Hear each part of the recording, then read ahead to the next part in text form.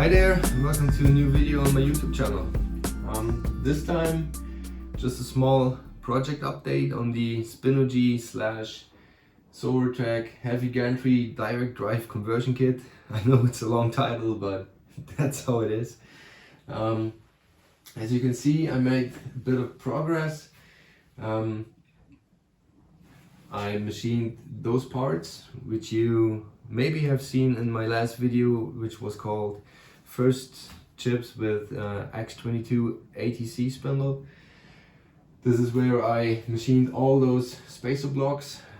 Just let me get the other ones. Also those right here.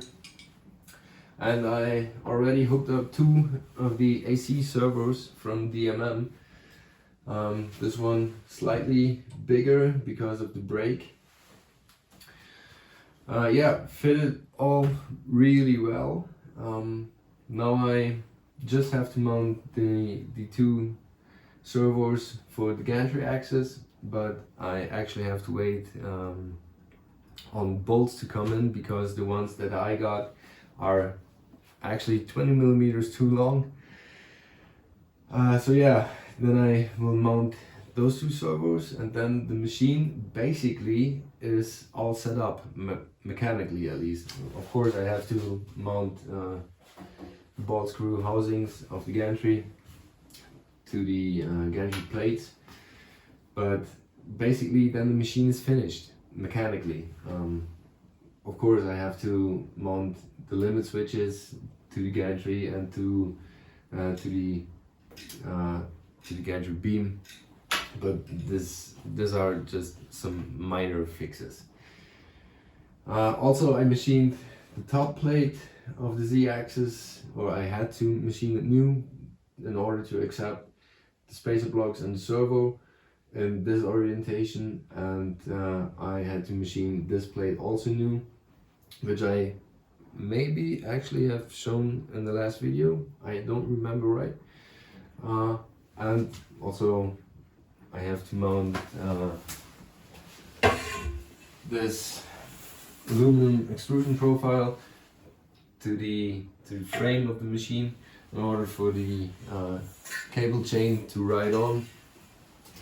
Just some small things that have to be done. Also the missing angle bracket I have to mount, but it really isn't big of a deal.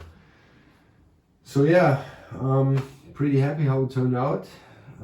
I actually wanted to show you guys how this all fits together by just showing you the example of mounting the servo to those spacers and adapters. And yeah, I just will give you guys a close-up of this process, and then this basically wraps up the machine build. But I also started wiring up the control cabinet, and I also got in the spindle control cabinet for the spindle that goes onto here. They actually wanted me to first mount the prototype spindle, which is the one that I first got on my machine, just to do some test cuts with this machine.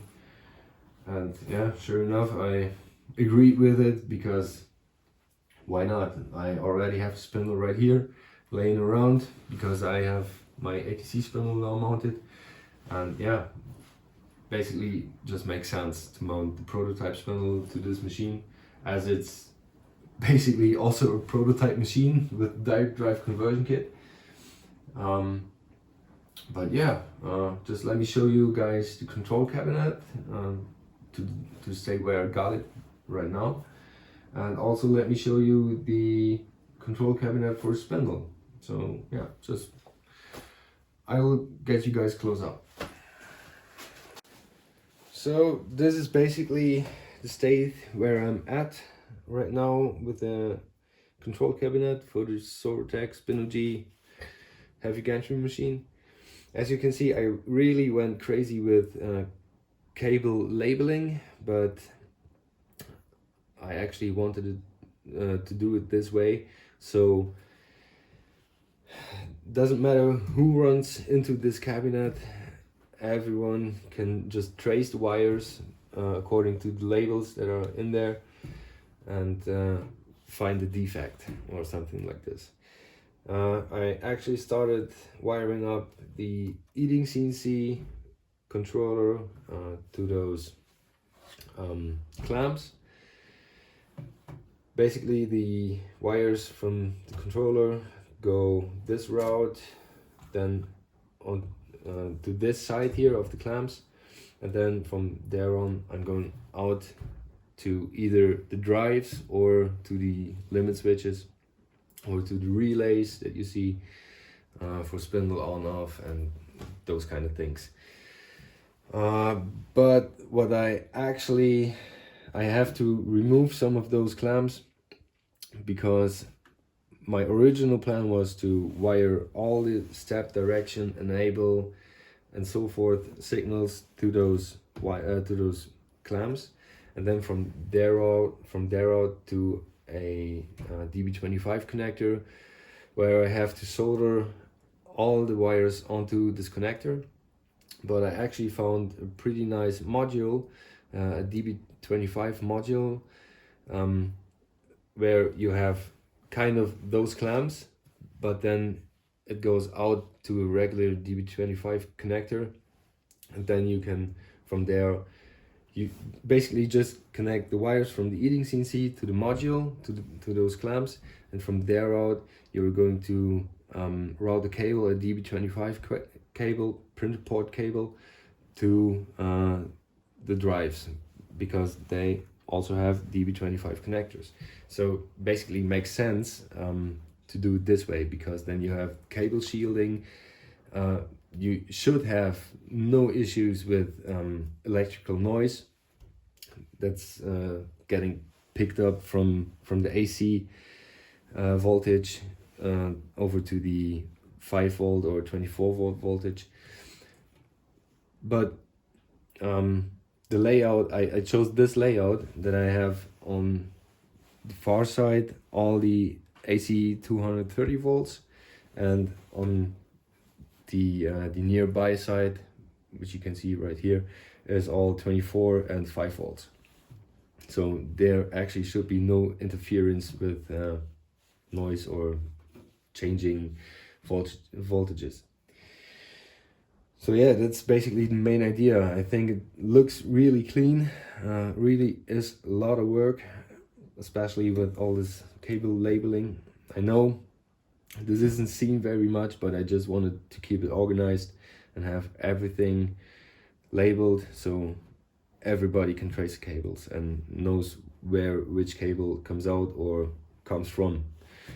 So yeah, but for those clamps here, I'm actually drawing up a scheme on paper as I go wiring, so I know which cable is and what each cable does. So yeah, this actually is also pretty much work, but I really like doing it. But this cabinet is almost finished, not much to it, what I have left to do. So yeah, it's looking pretty neat, nice, and hopefully it will run very, very good. Now let me close this cabinet and then I will show you guys the control cabinet of the spindle.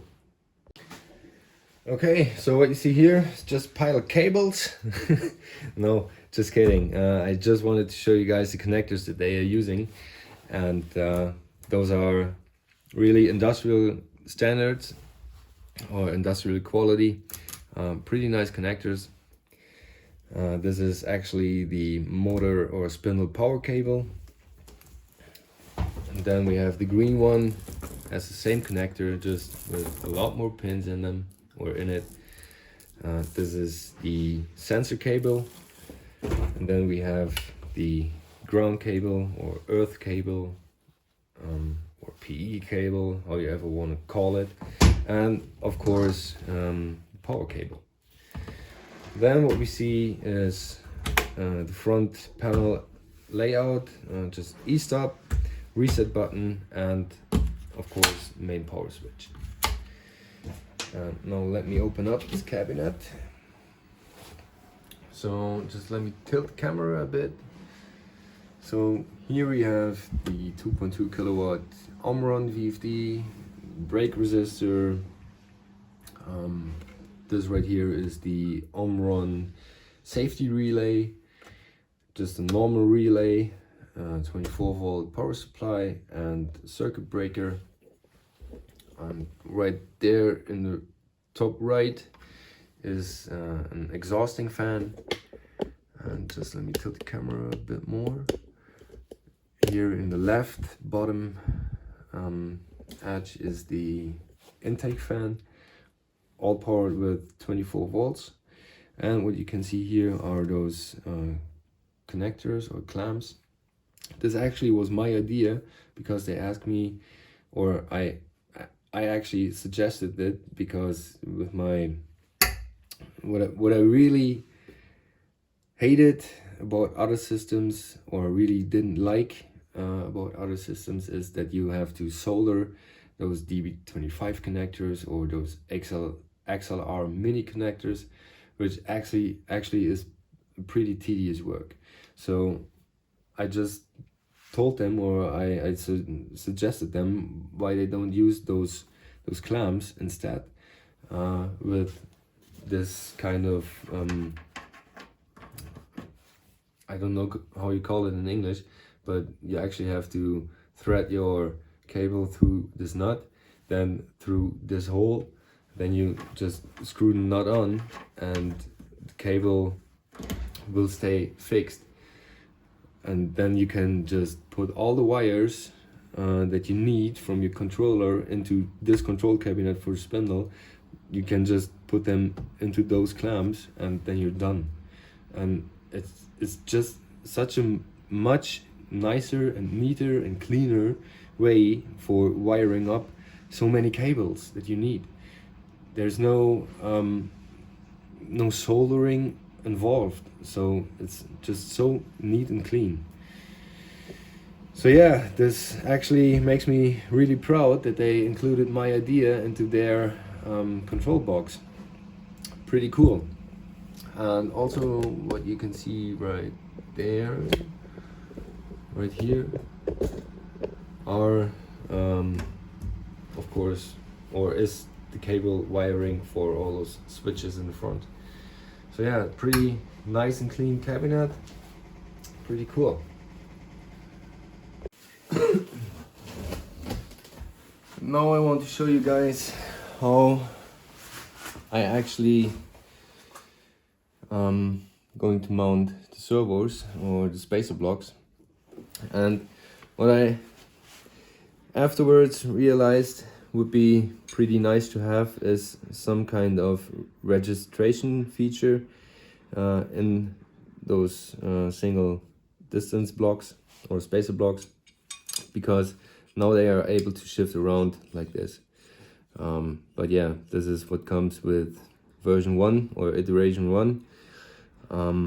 But it actually isn't big of a deal. It just makes assembly a bit harder than it should be, but it will just work fine.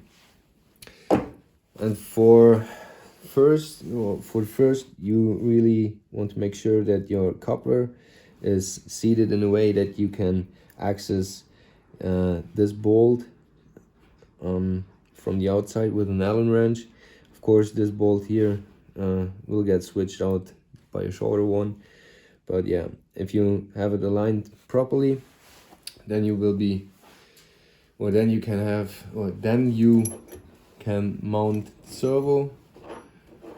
Actually, it's pretty tight right here now. Just one bolt in there, and right now I'm just using the way too long bolts. There you go. And this is what I mean by shifting around of the individual spacers. Once you have it like this, then you just can push it on like so, and then you can bolt it down. And this is how this all will mount up. Yeah, pretty nice, and it will be rigid enough.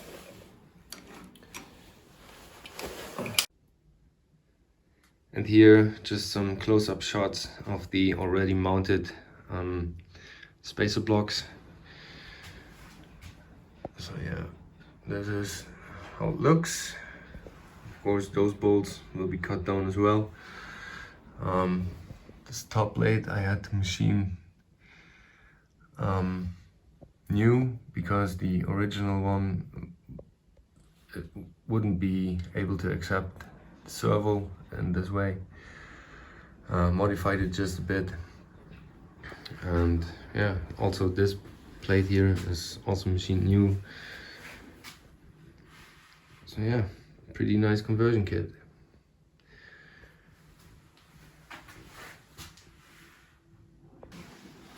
So this wraps up this video. I hope you guys enjoyed it, and the build is really coming along really nice. Just a couple of things to do, and then this machine will be up and running, and I think it will perform really nice, especially with direct drive conversion kits. That is just such a cool idea. I never have seen somebody do it on a SOROTEC machine. I think that I'm pretty much the first one who is attempting this. Yeah, but came out really nice. So if you guys have any questions, leave them down in the comments. I will be making sure to answer every question you guys have, and yeah, just let me know. But this wraps it all up, and see you guys in the next time, in the next video. Sorry. Bye bye.